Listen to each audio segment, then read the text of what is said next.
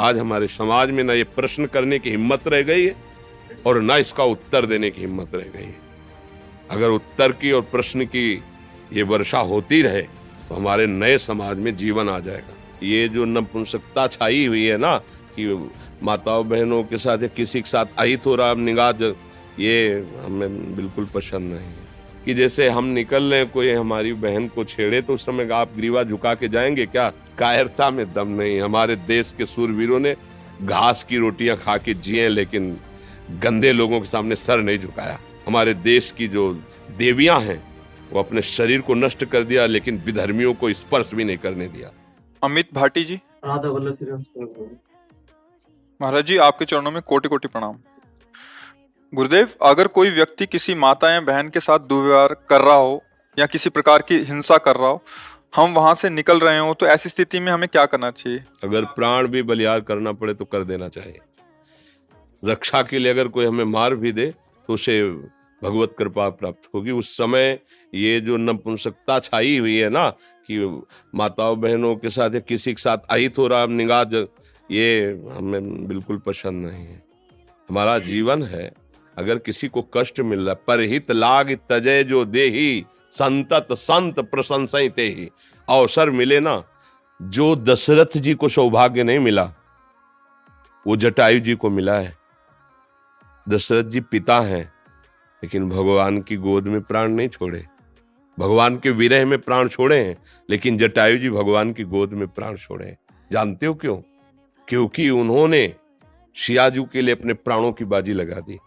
सियाजू को रावण हरण कर लिए। जानता है जटायु कि मैं रावण के सामने क्या हूं, बड़े बड़े दिक्पाल कांपते हैं, लेकिन एक पक्षी जटायु अपने पंख को प्रहार से उसको रावण को विचलित कर दिया। चोंच पंजे पंख के प्रहार से कि तुम्हें माता को नहीं ले जाने देंगे, सीता जी को नहीं ले जाने देंगे। उस चंद्रहास के द्वारा पंखे काट दे, व्याकुल होकर गिर पड़ा। हार हम आगे पड़ा जटायु देखा, चितवत राम चरण की रेखा। भगवान ने गोद में उठा। अंत्येष्टि के अंत समय उसका भगवान की गोद में प्राण निकला। और जो दशरथ जी की अंत्येष्टि क्रिया भरत जी ने की, राम जी ने स्वयं अंत्येष्टि क्रिया जटायु जी की। समझ रहे ना? दूसरों की रक्षा के लिए यदि हमारे प्राण भी चले जाते हैं तो हमें भगवान की कृपा प्राप्त होगी। इसमें नहीं, ये आज बहुत ही निंदनीय वृत्ति आ रही है, कायरता जिसे कहते हैं। ये बहुत किस बगल में हम देख रहे हैं कि दुर्व्यवहार कर रहा है, वो इसे पीड़ा पहुंचा रहा है, और हम अपना सर झुका किस लिए चलाते कि मेरा तो नहीं ना, वो मेरी बहन तो नहीं ना, मैं तो सुरक्षित हूं ना। अगर हम उसको कुछ बोलेंगे तो कहीं हमें ना मार दे, कहीं हम ऐसा कैसे हो सकता है? अगर इतनी व्यवस्था हमारे दिमाग में स्वसुख की छा गई है तो मनुष्य कहलाने योग्य नहीं है हम भाई। पशु कहलाने योग्य है, मनुष्य तो कहलाने योग्य नहीं है। एक बार अपने स्वरूप में आ जाओ, भगवान के अंश हो, एक बार आ जाओ। मरना एक बार है, 100 बार नहीं। ध्यान रखना, 100 बार नहीं मरना है, एक बार मरना है, और वो निश्चित समय है। कोई बिना समय के मार नहीं सकता, क्योंकि एक ही भय होता है जो डराता है, कहीं मृत्यु ना आ जाए, और वो हमने स्वीकार कर लिया है। बस फिर देखते हैं, यही स्वीकार करके बाबा जी बने थे कि अब मैं मरा। बच्चा थे, कौन रखेगा, कहाँ रखेगा, क्या भोजन मिलेगा, कैसा मिले, पहले घर के निकलने पहले ही मन ने ऐसा मारा कि अगर ठाकुर जी की कृपा न होती तो पहले ही बाण में गिर जाते। जो ये गांव से बाहर निकले जन्मभूमि से, तो ऐसी प्रेरणा मन में क्या भोजन कैसे मिलेगा। बच्चा थे, कौन रखेगा, कैसे, क्या, कहाँ, यहाँ तो अम्मा है, परिवार है। तुरंत आया कि अब तो मरा, अब भगवान जैसे रखेंगे, भगवान के लिए मरेंगे। देखो आपके सामने बैठ, पूरा जीवन हो गया। एकांत गंगा किनारे अकेले घूमना, श्मशान, रात्रि में पेड़ के नीचे रुक जाना, मंदिर, कहीं भय थोड़ी लगा, क्योंकि मरा। प्रभु के लिए जीवन अर्पित। अब जैसे कोई टच नहीं कर पाया।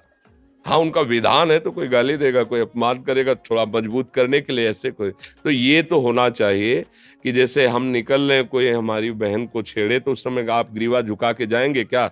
मारो मती, उसको बंदी बनाकर, हमारा कानून है, कानून को अर्पित करो। हिंसा करके तुम नया अपराध मत करो, पर कोशिश करो बचाने की, उसको बचाओ और उसको बंदी बनाने की। यदि उसमें कुछ होता है तो भगवान जाने। बात समझिए, हमारा उद्देश्य हिंसा करना नहीं होगा। बचाव पक्ष में, अगर बचाव पक्ष में हमारे प्राण चले जाएं या कुछ भी हो जाए, वो भगवान जाने, पर इस पर तो उतरना चाहिए। ये नहीं होना चाहिए। ऐसा व्यवहार ना तो कभी करे किसी के साथ, और जहां तक हो सके ना होने दे। तो भगवान आपके साथ है, ये भी बात समझ लो। और जब भगवान का पावर आपके साथ है तो फिर कोई परास्त नहीं कर सकता। और अगर कायरता दिखाओगे तो फिर कायरता में दम नहीं। हमारे देश के सूरवीरों ने घास की रोटियां खा के जिए, लेकिन गंदे लोगों के सामने सर नहीं झुकाया। विधर्मियों के सामने आप पढ़ो, बड़े बड़े चरित्र, महाराणा प्रताप आदि बड़े बड़े हमारे देश की जो देवियां हैं, वो अपने शरीर को नष्ट कर दिया, लेकिन विधर्मियों को स्पर्श भी नहीं करने दिया। तो हम उसी भारत देश के हैं। थोड़ी आधुनिकता आकर के गंदे विचारों को बढ़ावा दे रही, लेकिन हमारा देश धर्मगुरु है। भारत देश धर्मगुरु है। यहां एक से एक महापुरुष पैदा हुए हैं। जब तक अपने प्राणों का मोह रखा जाएगा तब तक धर्म पर चलना कठिन हो जाएगा। पूज्य श्री गुरु गोविंद साहब जी ने पंच प्यारों की जो तैयारी की थी वो इसी बात की थी। साइड में कोई हमें प्राण दे, जीवन दे, मैं उसे स्वतंत्रता दिलाऊंगा। लाखों की सभा में एक खड़े हुए, आओ अंदर। और ऐसा लीला की कि रक्त की धार बाहर दिखाई दिया कि और कोई 5 खड़े हुए थे पूरी सभा में। तब कहा था 1.25 लाख से एक को लड़ाऊंगा, क्योंकि इन्होंने प्राण समर्पित कर दिए ना। अब इनको ऐसा बनाऊंगा कि इनके सामने 1.25 लाख भी नहीं टिक सकते। क्यों? प्राणों का मोह छोड़ दिया ना। प्राणों का मोह छोड़ दो, सब भयभीत हो जाएंगे, क्योंकि सबका भय यही होता है कि मैं मरूं ना।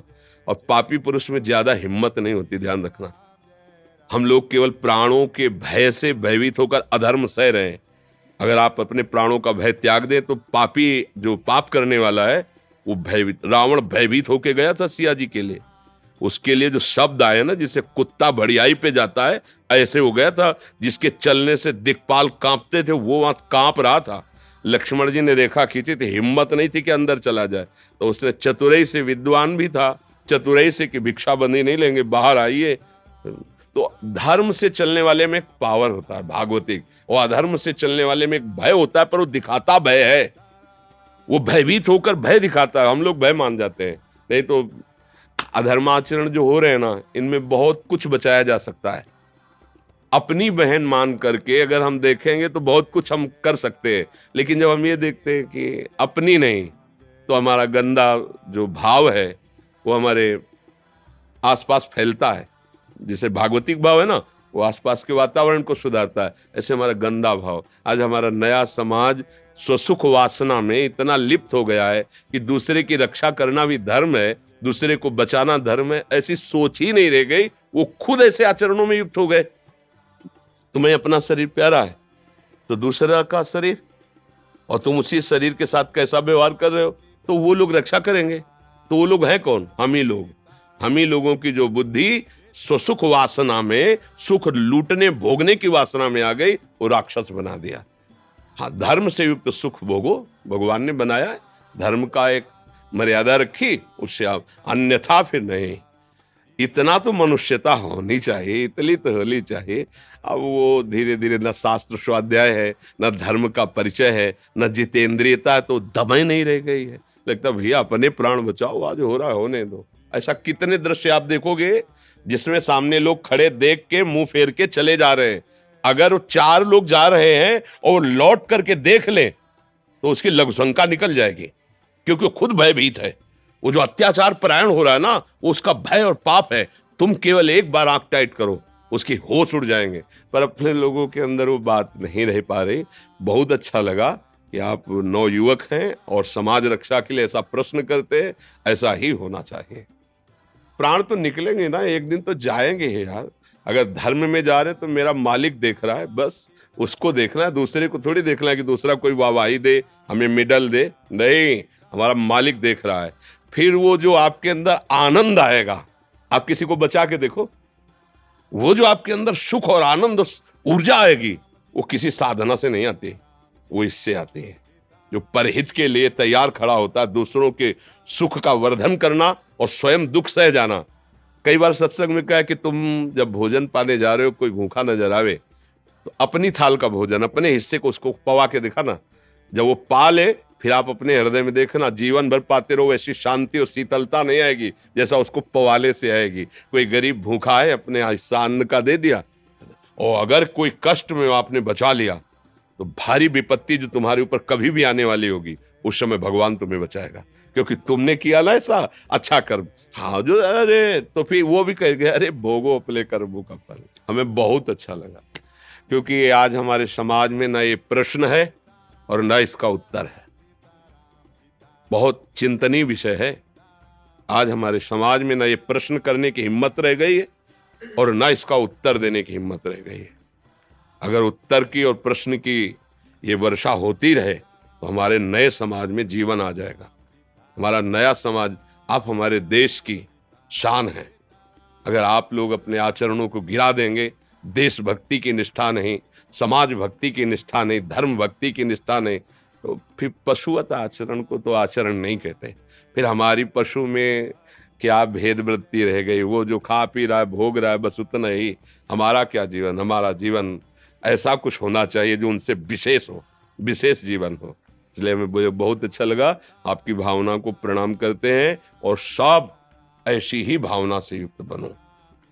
अपने जीवन में कम से कम किसी के काम आ गया जीवन ना, माता पिता भाई बंधु पड़ोसी परिवार देश।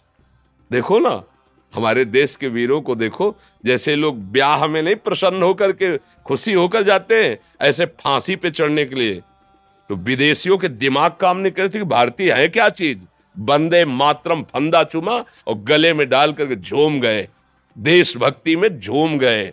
उनको लग रहा था मरने के लिए तो अच्छे अच्छे को होश खराब हो जाते हैं, और ये भारतीय मरने के समय मुस्कुरा रहे और ऐसे जा रहे जैसे दूल्हा बनने जा रहे हो। वंदे मातरम जय हिंद और फांसी का फंदा लगाया। धर्म में चल रहा, आज हम उनके गीत गाते हैं, आज उन्हें प्रणाम करते हैं, उन्हें नमस्कार करते हैं, उन्हें पशुओं की तरह